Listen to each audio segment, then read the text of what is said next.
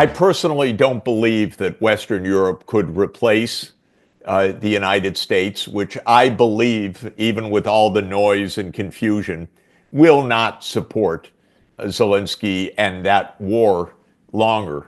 Europe has a lot of tough talk, but it doesn't have the finances and it doesn't have the military production capacity to really in any way enable Ukraine to be successful. More fighting means more loss of land and more loss of lives. It doesn't mean any kind of Ukrainian victory. And so I don't really believe that Europe has its act together right now. Europe is a little bit sad in that for almost 3 decades now, Europe gave up its foreign policy, especially since 2008 onward, the last 17 years. 2008 was the year that the U.S. forced Europe to accept the commitment of NATO enlargement to Ukraine and to Georgia. Europe was divided on that, but it dropped its opposition and endorsed the U.S. view. And since that moment, Europe has not expressed an independent foreign policy. I would like Europe to have an independent foreign policy, but not based on continued war, but rather on its own military capacity and its own ability to have diplomacy. But Europe keeps making a basic mistake, in my view. It meets with Zelensky 100 times, I don't know, just nonstop, but it doesn't meet with President Putin. That's where the diplomacy really needs to be, not with Zelensky, but with Putin. And Europe has not engaged in proper diplomacy with Russia. This is a big mistake, in my view.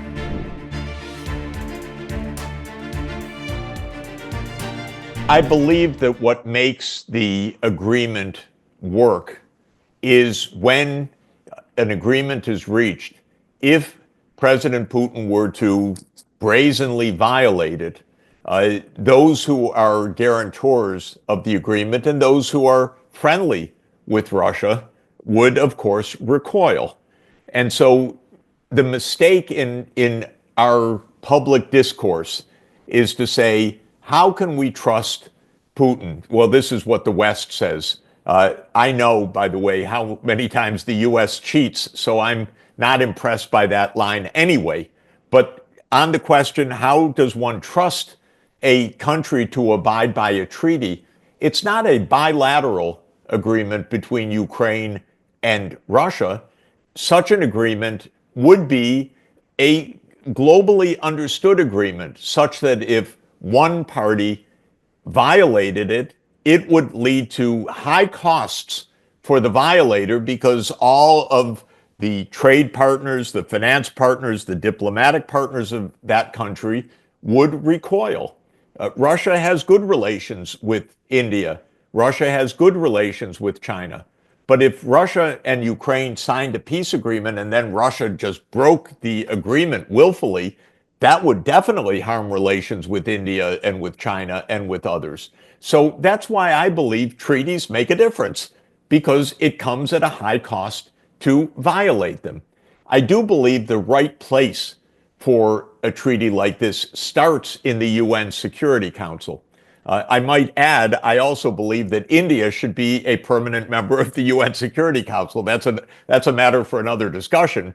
But I would like to see India as a permanent member, as the 6th permanent member of the UN Security Council, because of India's place in the world as one of the world's most important countries.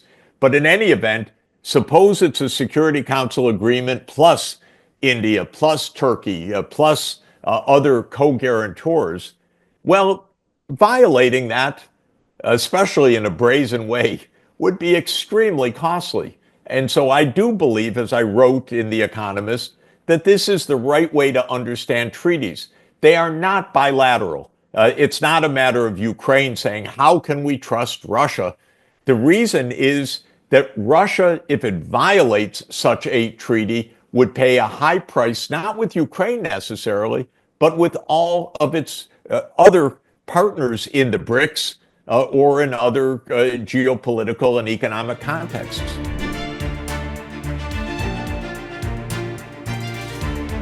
Well, it was very unpleasant to watch because the United States led Ukraine into this trap. And so the ultimate responsibility is American responsibility. But Donald Trump does not want Biden's losing hand. This is the basic point. Remember how Trump kept talking to Zelensky, you have a losing hand, you have a losing hand. In fact, Trump is holding the cards that Biden was playing, if you could put it that way. And the Biden administration was an incompetent administration. It did great damage to Ukraine and I think to American interests and to world interests. And Trump does not want to hold those losing cards. This is the basic point, to use that extended analogy. It was crude. It was nasty. It did not reflect the reality that the U.S. was the underlying cause. But I have to say, Zelensky does not represent Ukraine's interests right now. He rules by martial law. The majority of the people in Ukraine want peace, even with territorial concessions. The young people of Ukraine do not want to die needlessly on the front line, which is what's happening right now. They're being pulled off the streets and sent with insufficient training, leadership, and weaponry to the front line where they're dying. They don't want that. And Zelensky is not the voice of his nation. He is a martial law ruler. So this is a terrible situation. Again, the United States pushed Ukraine into this. I used to say for years, in warning to the Ukrainians, I said, you will become the Afghanistan of Europe. Be careful. I used to quote to them the famous adage of Henry Kissinger, that to be an enemy of the United States is dangerous, but to be a friend is fatal. And that's what I told them. You're being walked into a buzzsaw. So it was ugly to watch, but given the context, Ukraine has to make a different choice or they're going to lose everything. And this is the reality.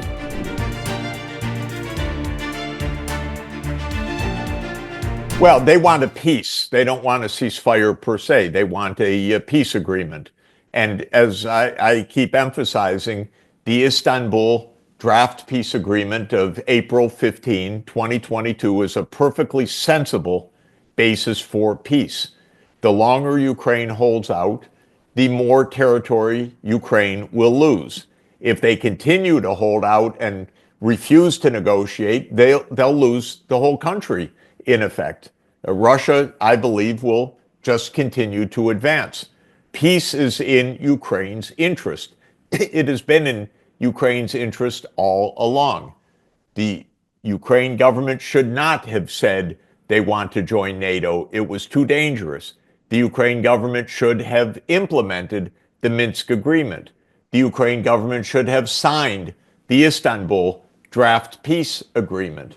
So these are terrible mistakes, all of them made under the guidance and the reassurance by the United States, which is no guidance of wisdom and no true reassurance at all.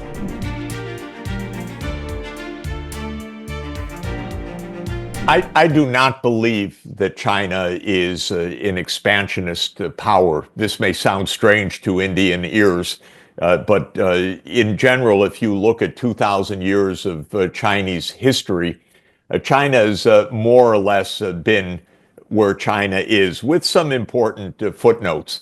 But China never went for overseas empire, overseas colonies. China has been a land country. India and China, they have a natural border. We don't know exactly where it is, but it's in the Himalayas. And it is a border that will keep both sides safe. That's not where the populations are. And India and China are not threats to each other. So in this sense, I think that the problem is the United States has believed, at least since 1991, but I would say even since World War II, in its global hegemonic role. In other words, the United States took over from where Britain left off. And the United States believes that it rules the seas. Now, that's not good for China. China is a heavily sea lane dependent country. China depends on the Straits of Malacca. China depends on the South China Sea. China depends on the East China Sea. It was, after all, John Foster Dulles back in 1951 who said that China must be contained within the first island chain.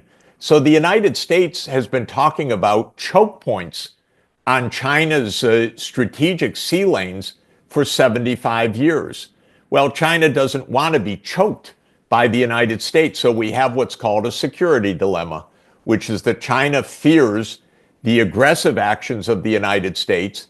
It takes countermeasures, for example, militarizing the atolls, and then the United States points at China and says, you see how aggressive China is. Well, this is not a grown-up perspective. One should see this for what it is, which is a kind of very dangerous game between the U.S. and China. I do not favor the United States policy of surrounding China in Korea, Japan, Australia. I do not favor AUKUS. I do not favor the Quad. I believe that we should not have bloc politics like this. I very much worry about the security dilemma, which is always it's important to see these issues on both sides. In the West, we say Putin's an aggressor. But from Putin's point of view, the expansion of NATO is a dire threat to Russia. So this is the sense in which the security dilemma actually creates massive problems for us. Take Taiwan as another case. Taiwan is part of China. Of course, exactly the relations of the two governments and the two systems and so forth is a real matter. But for the United States to be unilaterally arming Taiwan is just to make Taiwan into another Ukraine.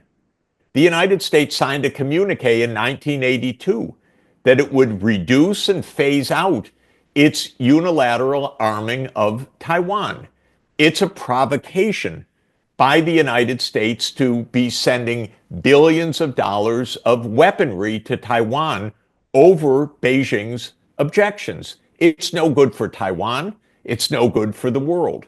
So we should appreciate the security dilemma. And that means see the security issues from both perspectives and then find a solution that respects both real perspectives of security between major powers. That's true between India and China. Find that border.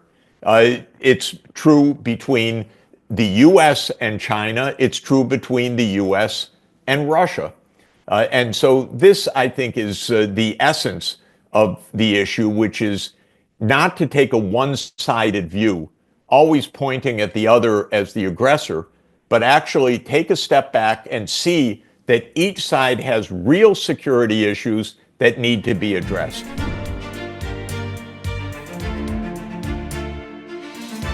You know, protectionism is a bad idea. And if you go protectionist, you have the false confidence that your industry is doing okay when actually it's falling further and further behind the rest of the world. So it's a kind of false safety. Look at India during its protectionist era in the 50s, 60s, 70s, and 80s. India was a chronically slow-growing and inefficient economy until it began its opening to the world in the 1990s. The same is true with China, which began its opening roughly 10 to 15 years earlier in the late 70s, early 80s. You really make your mettle by competitiveness, and that's by being out there and competing. Now, the United States is breaking its international supply chains. So yes, maybe a little bit more industry will occur in the United States, but it will be high cost industry. It will not be competitive with China. It will not be competitive with India. It will not be competitive with other leaders in key technologies. And so I think the approach that the U.S. is taking is absolutely self-defeating. Trump believes in tariffs. I do not. I think it's just a strategic mistake.